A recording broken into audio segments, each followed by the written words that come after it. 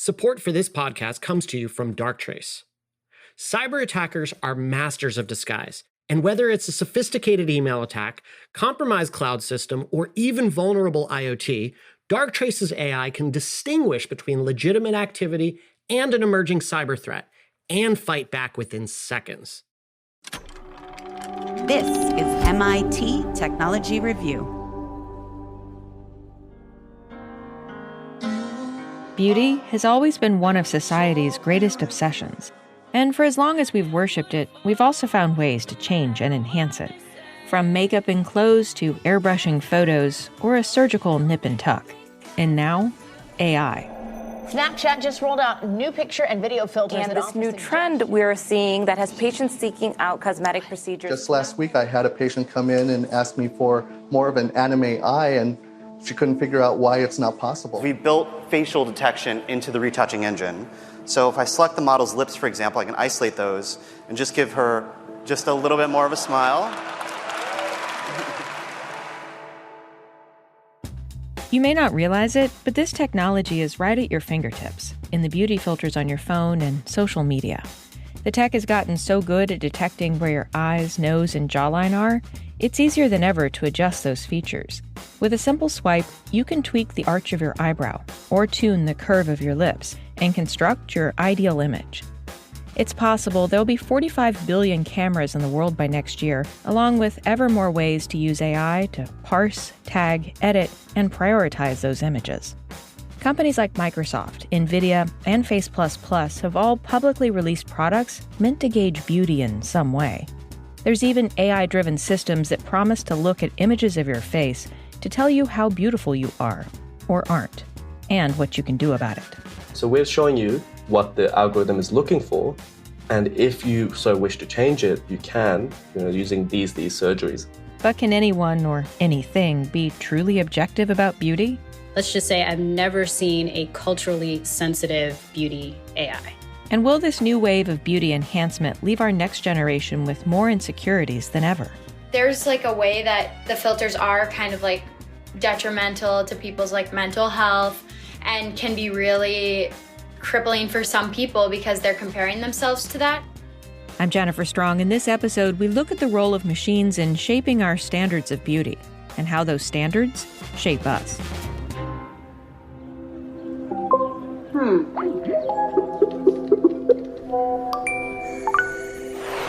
Let's go. In Machines We Trust. I'm listening. A podcast about the automation of everything. You have reached your destination. When I'm going to use a face filter, it's because there are certain things that I want to look differently. So if I'm not wearing makeup or if I think I don't necessarily look my best, the beauty filter sort of changes certain things about your appearance.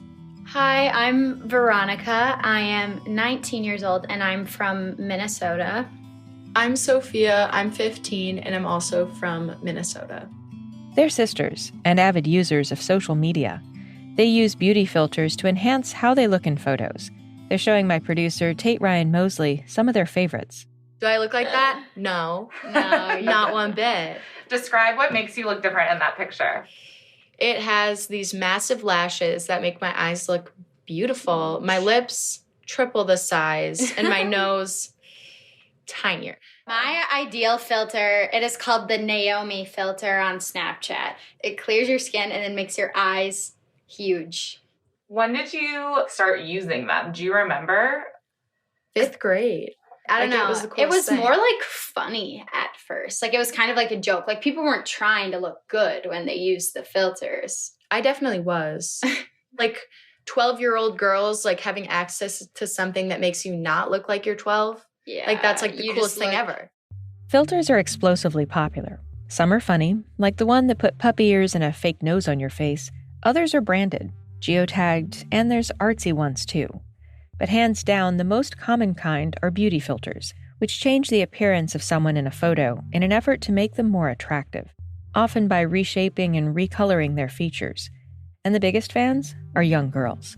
For years now, these sisters have used filters almost every day, but they still aren't sure how they feel about them.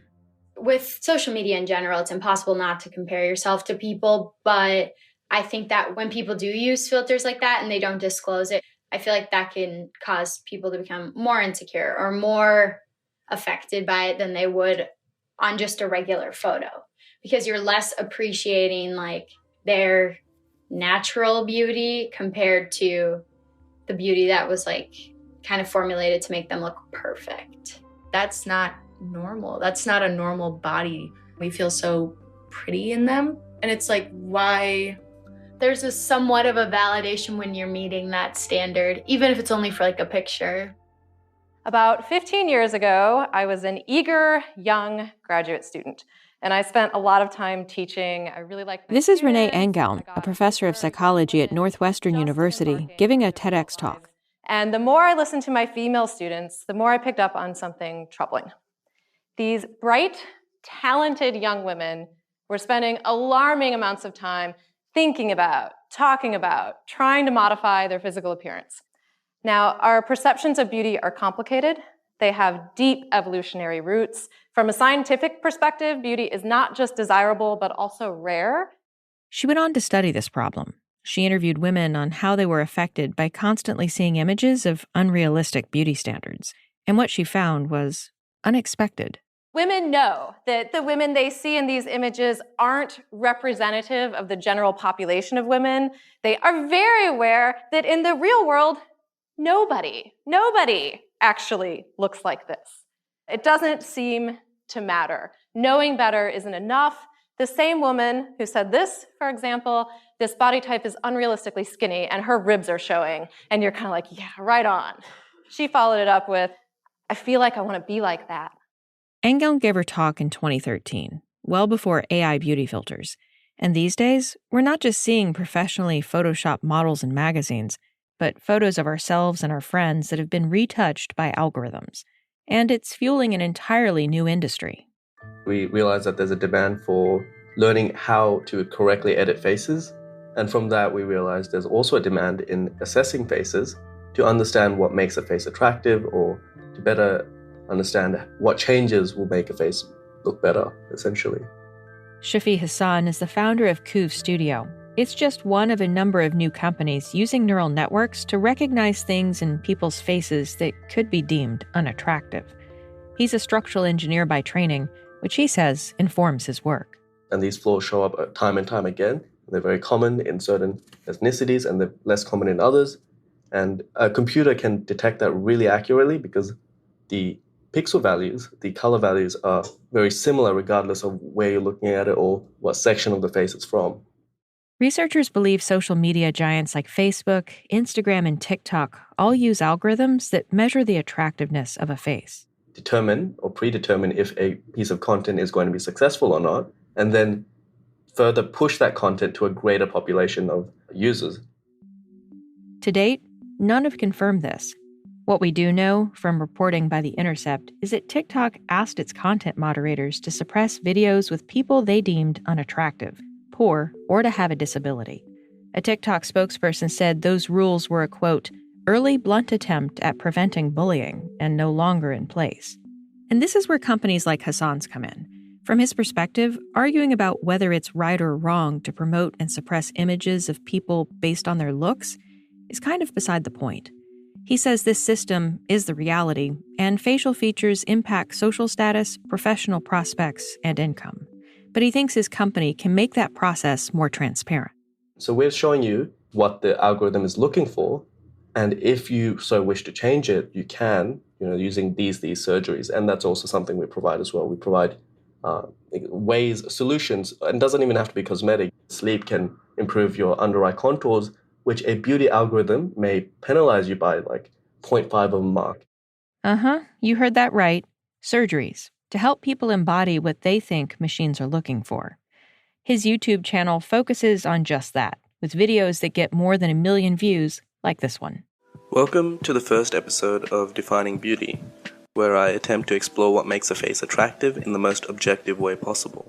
And they offer detailed reports about these perceived flaws. Ideally, human eyes should be one eye width apart. Here's an article written about a 2008 experiment on specifically interpupillary distance between the eyes and how that influences attractiveness. He sees surgery as a bigger part of our future, especially as the importance of our online image grows. The whole point is we want to clear how people see surgery into being a more positive tool of social mobility, because how your looks influence the way you're treated, the amount of money you earn, how your socioeconomic status can move up or down. If you have a deformed jaw, I'm not going to tell you that you're beautiful just the way you are. And I think you should get correction on that, because research has shown that a jaw mentocervical angle deformity of, like, say, 130 degrees or greater is very stringently rated as very unattractive by, like, the mass majority of layperson raters. So like, the idea of this political correct way of beauty is something that I kind of want to take on. Even though it's controversial, I feel like a lot of people do agree with what I'm saying, and that's obviously why I have a platform. I asked Hassan if he's received much criticism for this work. Funnily enough, the most harsh criticism I received were from my friends and family when I started off, and never criticism from anywhere in the greater internet. People were very curious as to the technology.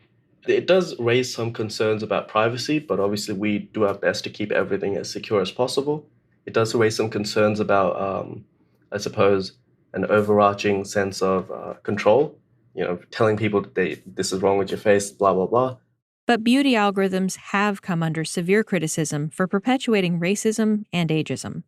For example, in 2016, Microsoft and NVIDIA hosted a beauty pageant with an AI judge, and out of 6,000 entries, almost all of the 44 winners were white. Well, one of the big issues with beauty algorithms is that they're typically trained with Caucasian faces, and so they penalize faces with non-Eurocentric features very harshly because they're not trained with that kind of feature. Now, one of the things when we were developing our algorithm is train it with as many different faces as possible. I've always believed that attractive people are a race of their own, and so their attractive features kind of transcend a Eurocentric or a Caucasian or an Afrocentric or whatever centric you want to look at.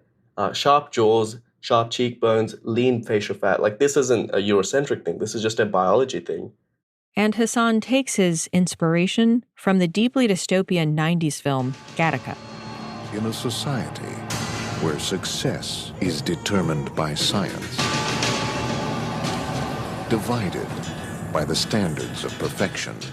Gattaca is very impactful because a lot of people aren't born the most genetically gifted. And this goes back to the idea of the celebrities at the top, the good-looking, attractive people at the top being there just because they were genetically gifted. I don't entirely believe that's how they got there. I think a lot of it has to do with a bit of help from surgery, a bit of help from diet, a bit of help from world-class trainers. These are things that they will never speak about, but it's part of the illusion of being unreachable and being exalted from the everyday man. So Gattaca is the best epitome, the best representation of basically what our company is about. While reporting this story, my producer Tate decided to try out his facial assessment tool. And watching what unfolds next makes me extremely uncomfortable. I had this experience at a trade show a few years back, and though I knew it was a gimmick, it still planted fears in my head. And now on this Zoom screen, it goes well beyond scare tactics and overpriced face cream. This tool recommends needles and knives. So we're on the website, and so far so good. We scroll down. So this is your image. We can, upload it. I'm not a robot. Here. Right? And these are the flaws that the computer detects. Deepen nasolabial fold, under-eye contour depression. The region just instantly sinks, like dark circles. Puffy lower eyelid, which I do agree with. Nasojugal fat pad. The computer thinks that you have an epicanthic fold. Upper eyelid fat covers up a lot of your upper eyelid. Let's hit the pause button here for some context.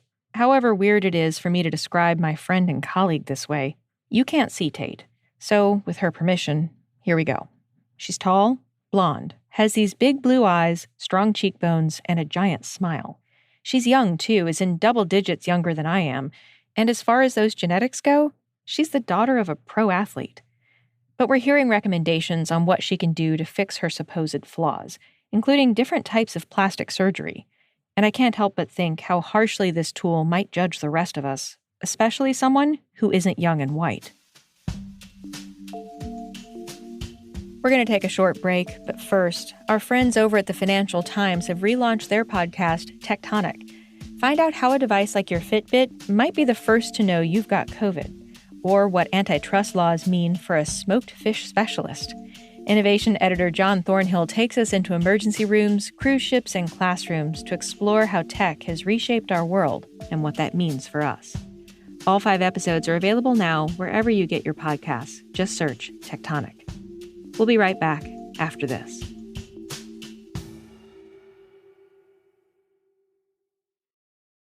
Support for this podcast comes from Darktrace. Every 3 seconds, Darktrace fights back against a cyber threat using cyber AI. From stealthy and silent attacks and insider threats to hacked smart devices or industrial networks, Darktrace detects and responds to emerging attacks in real time. And when the threat unfolds in seconds, like a ransomware attack, cyber AI takes the action that a human doesn't have time to make, buying back critical time and allowing business to continue as normal. Learn more at darktrace.com.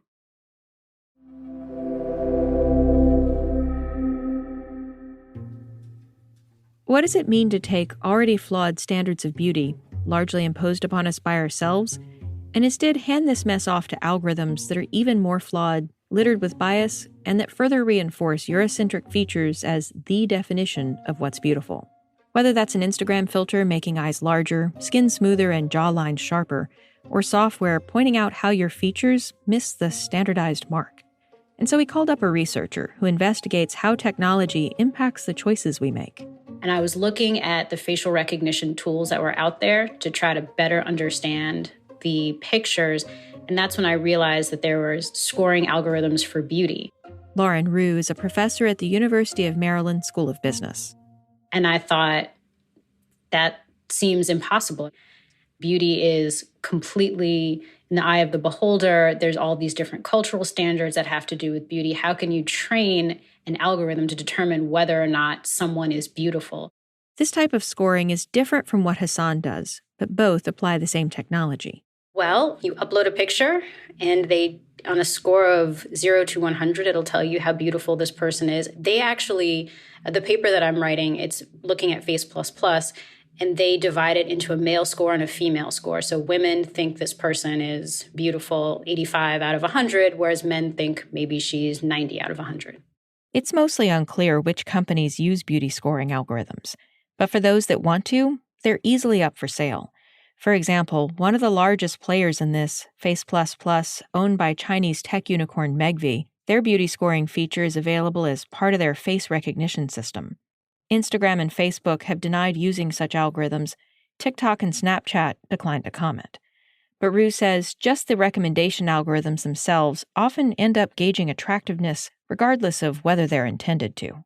Well, if you look at what Instagram wants, it's going to be essentially models, right? You're not going to see a lot of different types of facial features and expressions, and that's going to perpetuate this idea of beauty because of the lack of diversity in what you see in Instagram and what's extremely popular in Instagram.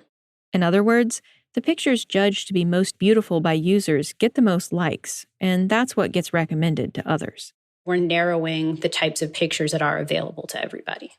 When you combine that with people pervasively applying those beauty filters to their photos, it's led to something termed the Instagram face, which is a particular aesthetic that's prioritized and rewarded on social media. And it's created a new, idealized look that dominates the platform.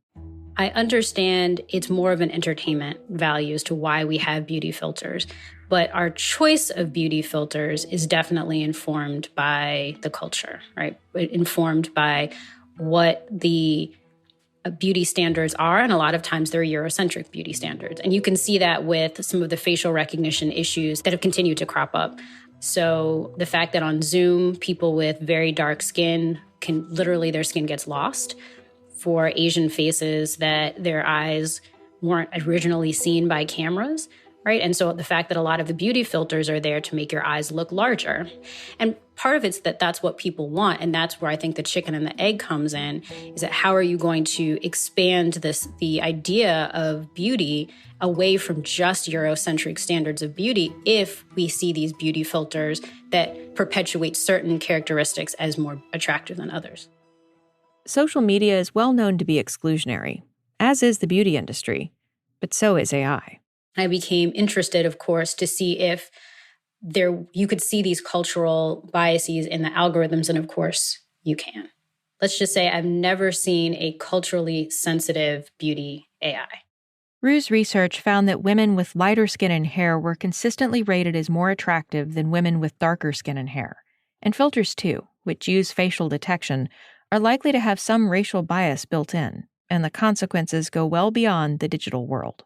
I think we should be very careful when we think about choice in the digital space. I mean, there have been extensive studies that have shown the order in which you recommend something to somebody changes their actual preferences. So as we have all of these recommendation algorithms and these decision support tools that are helping us figure out what to buy or how to position ourselves in social media, it's actually changing what we think we want. And she believes the applications of AI in beauty are largely being overlooked by the tech community. It's just not something that we're really talking about. And I think that speaks to the importance of diversity in this space. A lot of people say, oh, well, beauty is just not important because we're tech people and we're objective. But of course, beauty is this huge industry. It has such an impact on people. And the idea that there isn't more research is really interesting to me. Next episode, we look to the future of digital payments. We believe that there's a path forward where money can be smart itself. So you can actually program the coin and it can control who it goes to. So that is not really possible in today's centralized systems. That can only be done in a decentralized, smart money-enabled system. This episode was reported by Tate Ryan Mosley and produced by me, Emma Silikins, Karen Howe, and Anthony Green. We're edited by Michael Riley and Bobby Johnson. Thanks for listening. I'm Jennifer Strong. This is MIT Technology Review.